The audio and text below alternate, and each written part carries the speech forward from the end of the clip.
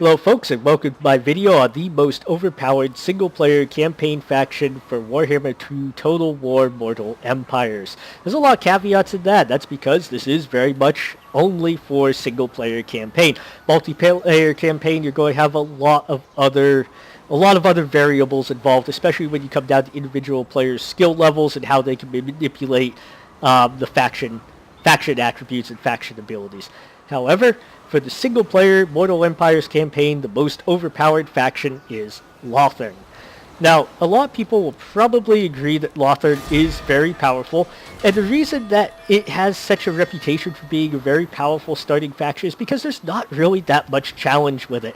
You start off the game controlling the province of Lothern. It looks a little bit daunting because these settlements here, obviously this is a little bit later, this is my turn 100 Lothern campaign, but these three settlements here are controlled by enemy forces. So it looks like it's really daunting because you have three enemy settlements kind of caging you in. But don't worry, you control the only walled settlement, the only major faction settlement in the province. These are all unwalled, and they can't mutually support each other unless they're going to sail across the sea. And even then, I think they have to come ashore. Oh no, they can come ashore right there, I think. But it doesn't make a difference because basically what you can do is you can take your starting army and within the first couple turns you can take over the Tower of Lycian. And then you can move your army back down here and take out these other two settlements within the first 15 turns very easily. And what that does is that gives you a full four settlement province that you can start off the game with. And that gives you a great economic base. Speaking of economy, Lothern has probably one of the strongest economies in the game. Empire or Dwarves maybe will beat them out. Depends on how well you develop them. But Lothern is easily in that top three in terms of its economy. Now, the reason is 6,500, and granted, once again, turn 100, but 6,500 income from this one province alone. Now, a lot of that comes from, you'll notice, the Gates of Lothern produce 1,000 income. In addition, you'll notice that I have the Elven Craftsmen upgraded all the way in every single settlement. You'll notice I only have one settlement with defensive improvements built on it. And that's kind of the second thing that makes Lothern so strong, is once you take out these three enemy settlements, you don't have a lot of other enemies. Now granted, both the White Tower and Tor of Resi will start off hating you. But that's okay, because once you take Gariel, however you fucking pronounce it, you're going to have basically a good bottleneck, a good choke point here against the White Tower. That's why you see I built the defensive settlements here, or the defensive fortifications in here. Is because what this did is this allows me to basically cut off the White Tower. They can't attack me. And I sent my armies up the coast here to take out Tor of Resi. That added a second two-settlement province to my little kingdom, burgeoning empire, whatever you want to call it, because Calador and Tiranoc and Illyrian all start off as being pretty friendly towards you. So what that does is it basically allows you to secure this whole western flank. You can secure your northern flank, and then you could focus on the eastern flank and just moving up there. And because of these mountains here, even if the White Tower wants to intervene, they can't stop you from taking over Tor of Resi. So basically that allows you to take out all of your enemies around you, since you can then turn and focus on the White Tower, and you basically will control these three provinces right here, which will give you a very powerful economic base. You can also confederate Calador or Tiranoc, or both. That's what I did. I confederated both of them, and that gives you a very powerful early base. You basically control the southern part of the High Elf Island here of Ulthuan. Sorry, I couldn't think of it for a minute there. But it lets you control the entire southern part of Ulthuan with very little resistance. And from there, your only other enemies are up here in the north, where you'll find the remnants of Nargarath. But once you control the entire southern part of Ulthuan, it's really very easy to assemble an army and just come up here and steamroll these guys. It is a little bit more difficult if they manage to take one of the gates. If they do that, you're probably going to need to do what I did and go and upgrade one of your cities to produce dragons, and then just use a couple of dragons to fly over the walls and create havoc while you storm the gates. But really not that difficult, because you can hem them into the gates and they can't really attack you. Once they're gone, this whole island is pretty much yours. Excuse me. And once it's yours, you're able to pretty much develop this economically as you wish. As you can see, turn 100, I'm at 10,000 plus income per turn. That's with 4 armies in the field. Granted, this army up here is pretty shitty. It's just a bunch of Sea Guard. But if you go over here, this army is quite good. It's got a bunch of sword masters, some eagle claws, a little bit of cav, white lions, and some more sea guard, silver helms. I think I call these guys sea guard. They're not sea guard, they're silver helms. I'm a fucking moron. Anyway, moving right along. Then I have Tyrion's army down here. Once again, quite a few specialized units, 2 dragons. And then my army down here, once again, bunch of silver helms, eagle claw bolt throwers, and sword masters. So I'm able to maintain this economy while fielding some pretty good armies. And a lot of that is due to the fact that you can do what I did and just build all economic buildings. The reason is once you control this island, the AI doesn't really attack you.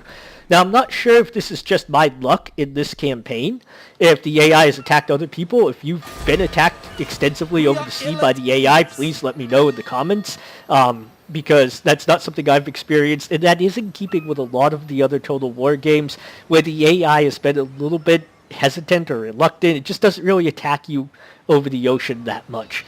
And that's one of the reasons, if you remember back to Empire Total War, Great Britain was so overpowered, was because the AI would never really attack you on the home islands, unless you had mods, in which case they would come and attack you. But in this game seems to be a lot similar, that the AI doesn't really come over to attack you. Even if they do, they have to spend a turn transitioning from being a ship to being a ground or land unit again. And that just gives you an extra turn where you can respond with one of your armies. So basically what that means is you can build up your provinces here, you can build them up to economically support large armies, and then once you've done that, you can send your armies overseas, and in that case, once you've managed to attain that level, then you're back in the basic theory that the best defense is a strong offense. Your enemies are more focused on attacking your armies overseas than they are attacking your home provinces. Now, let's go and talk about the armies a little bit, because the High Elf army is probably not the best in the game, but it's not bad either. And in keeping with the way Total War tends to work, with new factions or downloadable factions being stronger, the general consensus is that most of the Warhammer 2 factions are significantly or noticeably stronger than the original Warhammer Total War factions. The High Elves are quite a powerful faction. So, capping it all off, honestly, are Lothern Seaguard with shields, which I use as my frontline troops. These guys are awesome frontline troops. The reason is they're shielded, they're anti-large, they have a charge defense against large foes, so they're basically spearmen with shields. In addition, they have bows with arrows. Now, the range isn't great, it's not like Wood Elf level, but 165 is going to outrange a lot of other units in the game. A lot of other factions are going to have to take at least a volley from your Lothern Seaguard before they get their own missile units into range. So basically what these guys do is they soften up the enemy's frontline units or assault units, or however you want to target them. They're going to soften those units up before they hit your battle line, and you can basically have these guys double as your missile support, which means that you have more slots filled or freed up for other units. In this case, I use Eagle Claw bolt throwers. The bolt throwers are great because you could either fire the one large bolt, which is good for anti-hero or anti-monster, or you could fire the scatter shot, the multiple bolts at one time, which is good for anti-infantry. As you can see, I've ranked mine up pretty well. They rank up pretty fast in battle because they do get a lot of kills.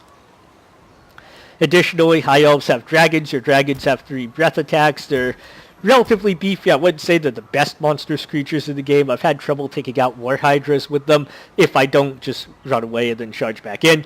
But if you're going just toe-to-toe in a slugfest, they do struggle against some other monsters, but they're flying, they're armor-piercing, they cause terror.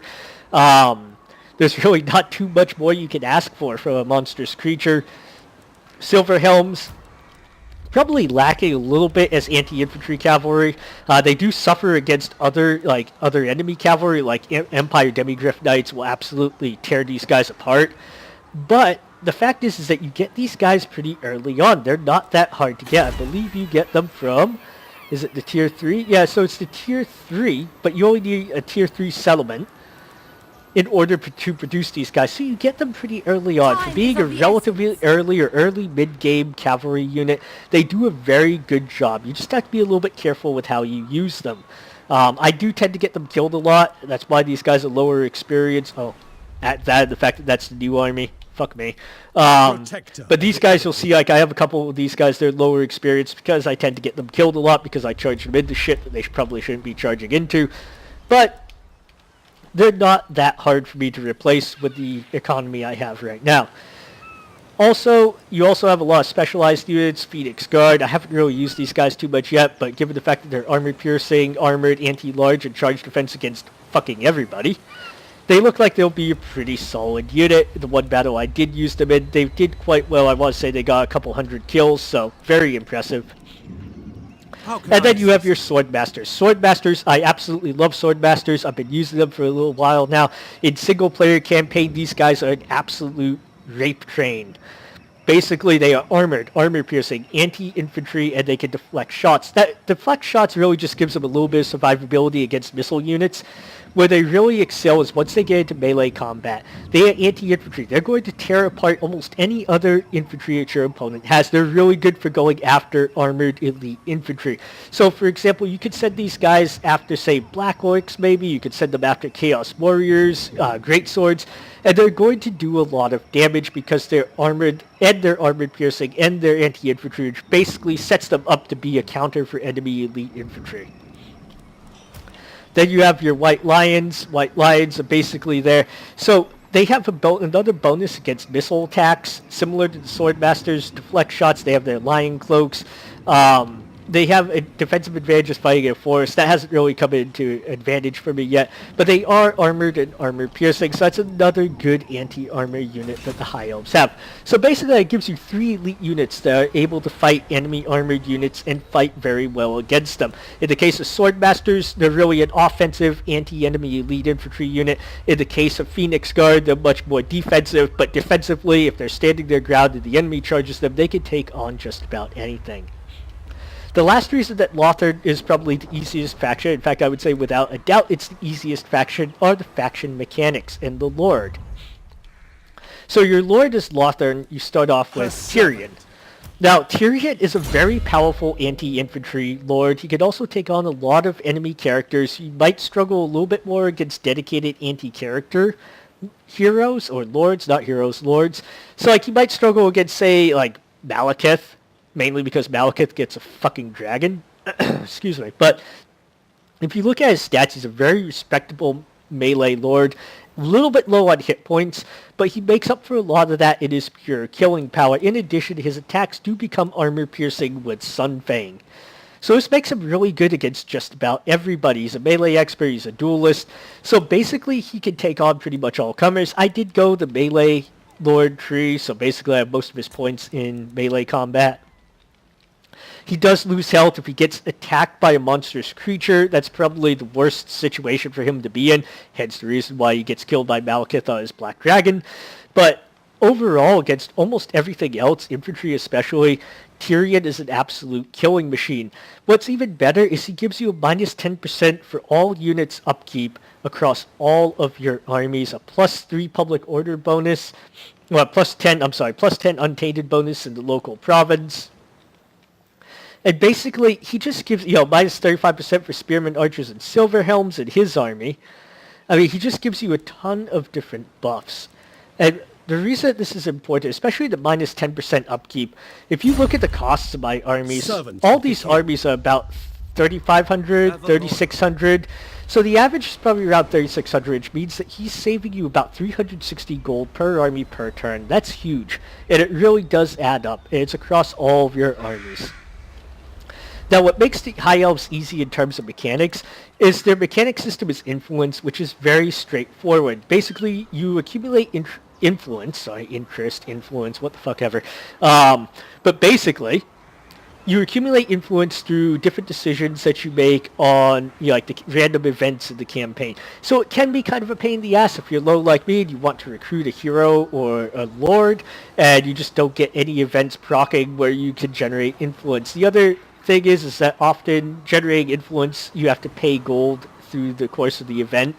So you might have to pay like 1,200 gold to get like 50 influence. So it is a bit expensive, but your economy is strong enough that shouldn't really be an issue for you. And the thing is it only affects your ability to hire lords and heroes. It doesn't give you a debuff. So if you look at a lot of the other traits with factions, for example, like Orcs Fightingness, Skaven and Hunger, Bretonnians and Peasants, If you don't manage your faction resource well, you get a bunch of debuffs that affect either your units on the field, your provinces on the campaign map, or both. So really, the influence system, the worst thing that's going to happen is you're not going to be able to hire another lord or a hero, which can be difficult. But honestly, I haven't run into that many problems. Obviously, I was able to come up with enough influence to hire a bunch of heroes and a bunch of lords. So it's not really that difficult of a mechanic. So basically that concludes my video on why Lothern is the most overpowered faction in the single-player campaign for Warhammer 2 Total War. I highly recommend this faction, especially for new players, because it's very forgiving of mistakes. You don't have to worry too much about getting invaded by 4 or 5 different enemies at one time. The diplomatic side, you're going to struggle with the White Tower and Tor of Wrestling, but you can really focus all of your resources on one enemy at a time. You have 2 or 3, actually you have 3 factions over here that you start off friendly with that you can confederate with very easily. So basically it's a good newbie faction because there's not a whole lot of curveballs thrown at you. You get to play with a pretty strong army.